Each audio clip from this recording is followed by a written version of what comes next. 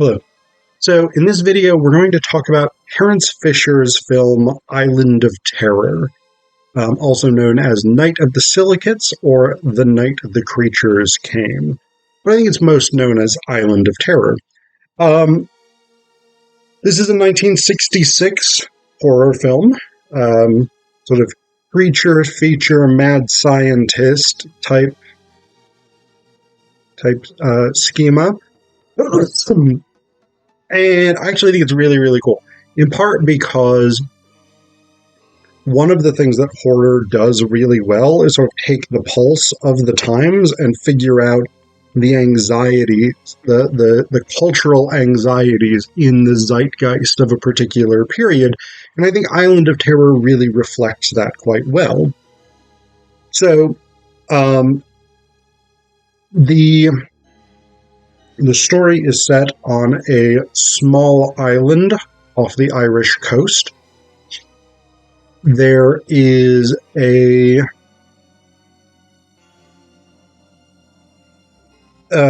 town doctor, an island doctor, but then there's also a reclusive research scientist named Dr. Phillips living on the island. Phillips is apparently extremely well known in medical research circles, and his work centers on trying to find a cure for cancer.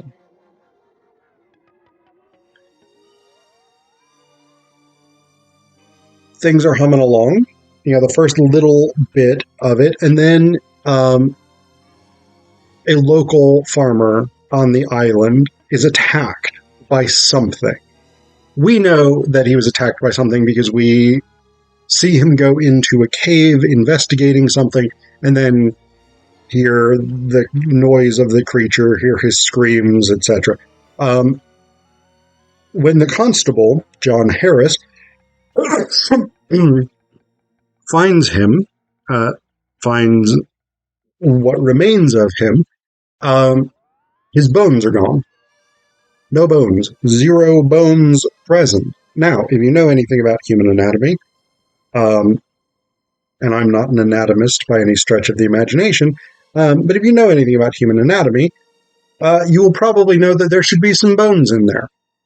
A couple bones floating around is normal. This guy has none. Ian Bellows, 0 bones. All the bones gone. What happened to them? No clue. No one knows. They go to... So Dr. Landers, who's the island doctor, Dr. Reginald Landers, he goes to his buddy, Dr. Brian Stanley, played by Peter Cushing, who's absolutely amazing. And Stanley's like, yeah, fuck if I know, never heard of any disease or anything that completely removes bones. That's not a thing.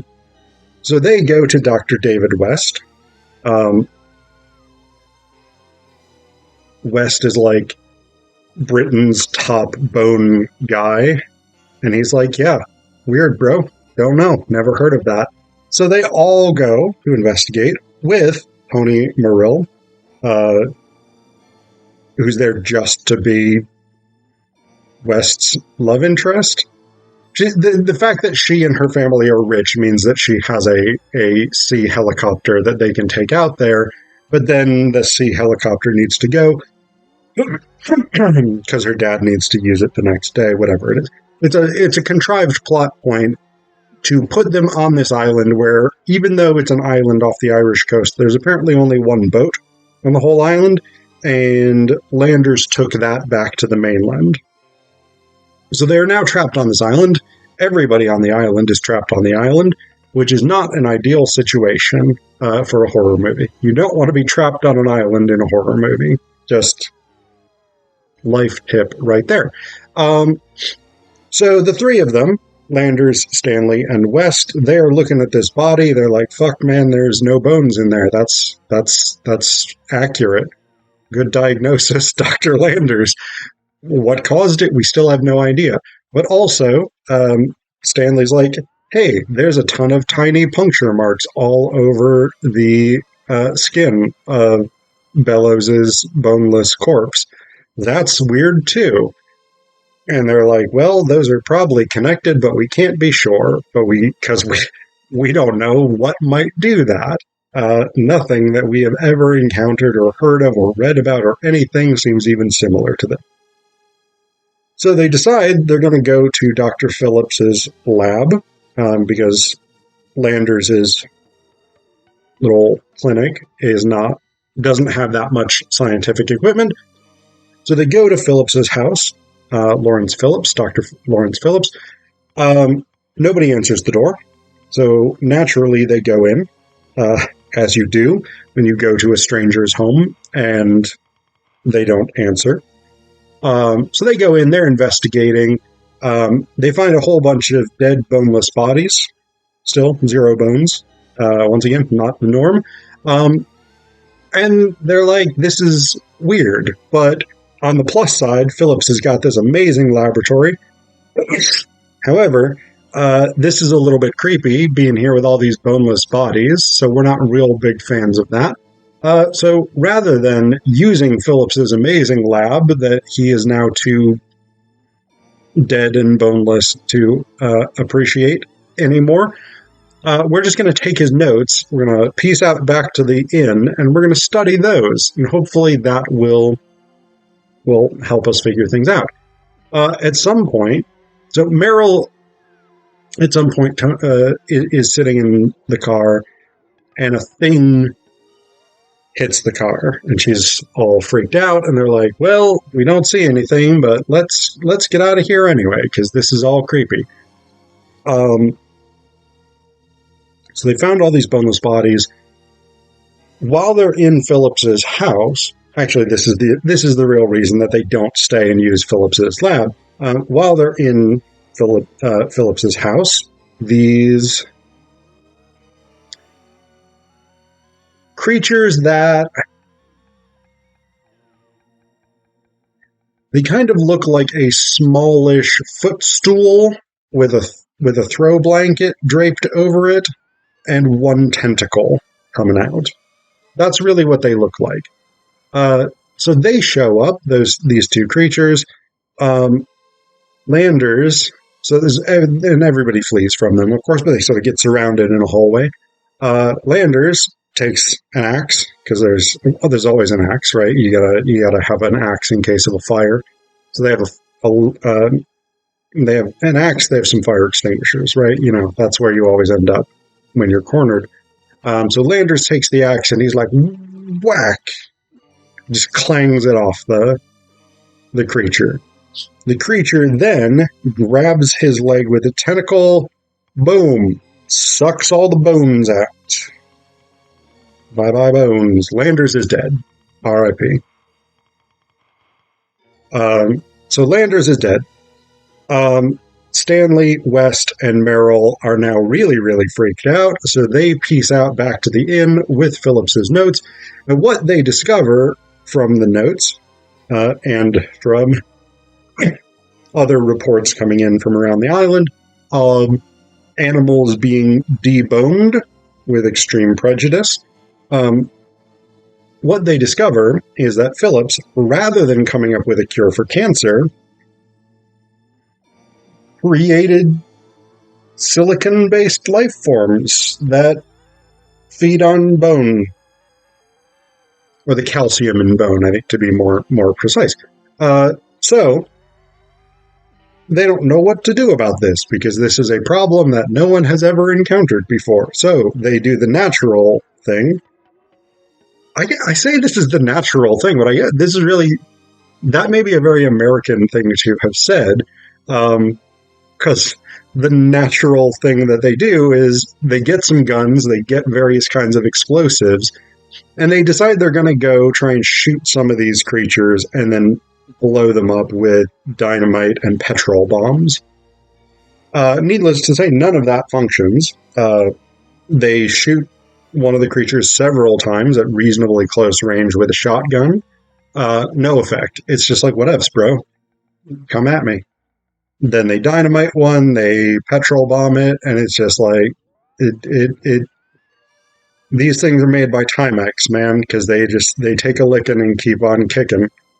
Uh, that's not actually the slogan. I think it's takes a licking and keeps on ticking.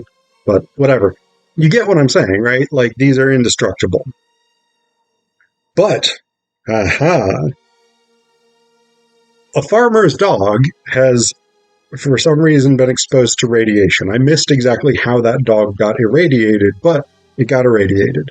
Uh, and that dog, and that, fuck them for this. I don't approve of animal cruelty in movies and whatnot, or in real life.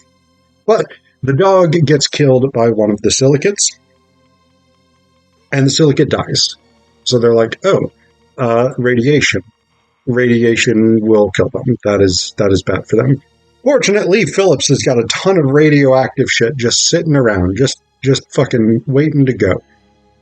That probably, I don't know when radiation treatment for cancer developed, because I'm not a cancer specialist or historian of medicine or science or whatever it is, but I mean, radiation is a treatment for cancer. So there is some sort of logic to this, right? Where, like, you can use radiation to destroy cancer cells. Phillips was experimenting to cure cancer, and there is that sort of link there, right? Again, whether or not people in 1966 knew that, I'm not 100% sure. If you know when radiation therapy started as a cancer treatment, put it down in the comments. I'd love to know. So they're going along. They go back to Phillips's house. They get his radiation. Also, the constable dies in Phillips's house. He goes looking for Landers, Stanley, and West, not knowing, of course, that Landers is already dead. Constable gets, deboned again. R.I.P. So West and Stanley go back. They get the radioactive stuff. I think this is where Stanley gets his hand attacked by one of the things, and he loses all the bones in his hand, but fortunately West is able to drive it off. And so he cuts off, he goes back, amputates Stanley's arm. Stanley is now one-armed Stanley. And so he's basically out of the game, right? It's now just basically West and this group of random Irish farmers. What they decide to do is basically gather everybody up on the island in one building, put them all there. They're going to get all of the cows, all of the cattle on the island, bring those all together. They're going to inject them with, I want to say strontium, some kind of strontium, maybe strontium 9 sticks in my head. We'll check the Wikipedia and see if we can, if it, strontium 90. Yeah. So they inject all of these cattle with strontium 90 with the intention that the silicates will eat the cows and then die of radiation. This sort of works. The silicates eat the cows, but then they're like, that's a whole building full of people. That is an all-you-can-eat buffet, and I have just paid the entrance fee. So the silicates start attacking the building, and the people are all panicking. They're all fucked off because these things are going to come and debone them to death, and they do not want to be deboned. It looks like the strontium has not done the trick. Meryl is all terrified, and West is like, oh man, we're all trapped in this lab. Shit's about to go sideways. I'm gonna have to poison Meryl so she doesn't die horribly when the silicates eat her bones from within her. Fortunately, at that moment, the silicates are like, well, time to die. So now we're done. Well done, you have defeated us. You were a worthy foe, strontium-90. So the silicates all die. And everything is good again. Yay! West and Meryl survive. The ingenue and young love. Stanley survives minus one hand. The island needs a new doctor and probably quite a number of therapists. Many of the islanders survive, not all of them, but that's the breaks. It's a horror movie. That's what you get. So, there we go. And then the end of the movie, the very final scene of the film.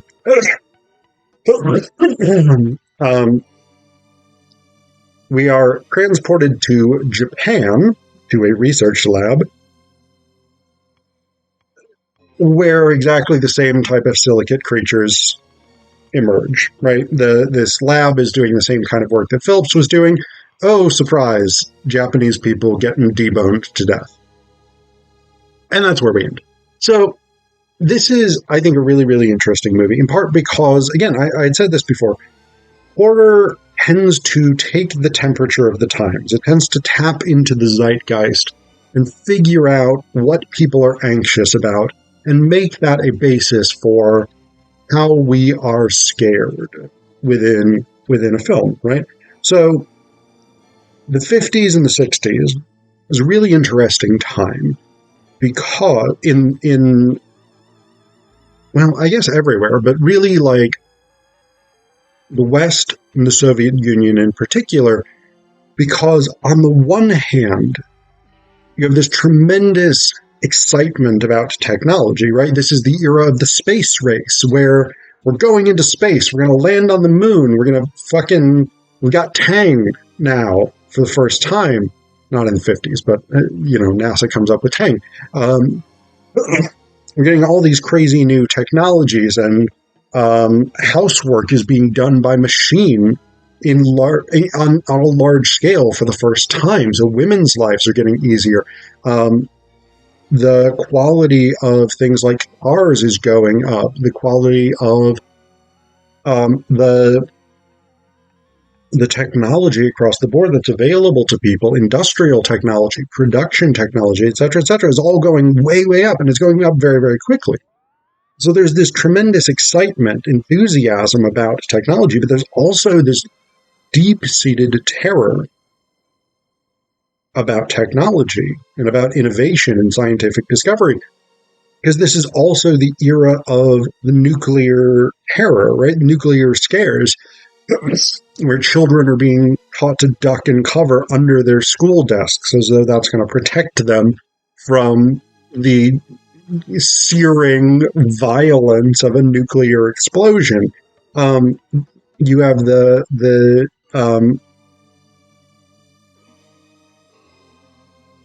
Cuban Missile Crisis in 1961, et cetera, et cetera. There's all this sort of jockeying for power and numbers of nukes in the Cold War. And of course, this is a source of big existential anxiety for everyone. And so it's a period in which technology both holds out this tremendous promise for making life better, but also for destroying life across the board. And this comes up in the film, right? Because at the very end, West makes this sort of statement. It's in response to something Meryl says, and I can't remember exactly what she says, but West says something to the effect of, yes, science can have dangerous and unpredictable consequences, but the danger of those consequences does not outweigh the value of what we can discover. And this is quite an interesting statement. On the one hand, he's a science guy, right? He is a scientist. He believes it in the importance of science and investigation and gathering knowledge and et cetera, et cetera. On the other hand, he has just been through a horror movie. I mean, he has just been through this terrifying experience in which he and those around him have been subjected to the incredibly detrimental results of science gone mad.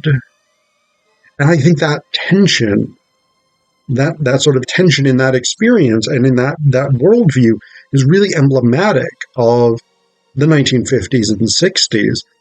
And that's part of the reason why this is such a common thematic for 50s and 60s horror movies.